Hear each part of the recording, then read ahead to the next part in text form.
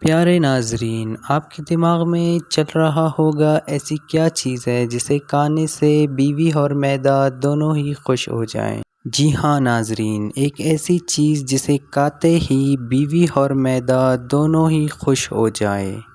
منہ سے خوشبو ہی خوشبو بدبو جیسے غائب ہو جائے۔ جی ہاں ناظرین، ایک ایسی چیز جو آپ کے کچن میں موجود ہے۔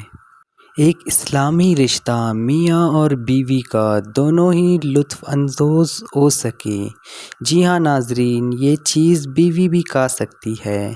جی ہاں ناظرین، وہ چیز آپ کے کچن میں موجود الائچی ہے۔ ناظرین، یہ الائچی میاں اور بیوی جب دونوں ایک دوسرے سے لطف اندوز ہونا چاہیں، دونوں دو دو دانے کھا لیا کریں۔